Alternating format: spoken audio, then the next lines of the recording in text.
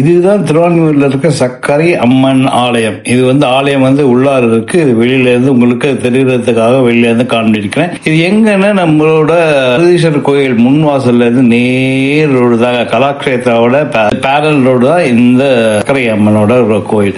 இந்த சக்கரை அம்மன் 854 பிறந்தாங்க.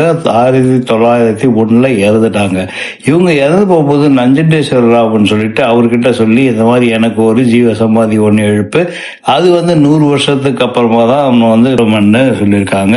அதே மாதிரி 100 வருஷத்துக்கு அப்புறம் ரொம்ப பெருமை அடைஞ்சிருக்காங்க. இங்க பாத்தீங்கன்னா முக்கியமா நீங்க வேலை இல்லாதவர்கள் போனாங்கன்னா வேலை கிடைக்குது.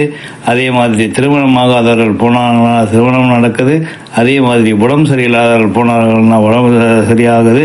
இப்படின்னு இந்த கோயிலை பத்தி பெருமைகள்லாம் சொல்லியிருந்தாங்க. இந்த பெருமைகள்லாம் தெரிஞ்சுட்டு இது உண்மைதானா இல்லை இவங்க சும்மா கட்டுக்கதை சொல்லுவாங்களா அங்கிறதுக்காக நான் போயிருந்தேன்.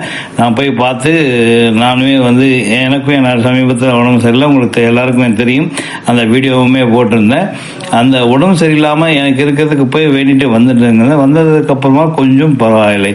ஸோ அந்த மாதிரி இங்கே நீங்கள் நினைச்ச காயங்கள் நடக்குது.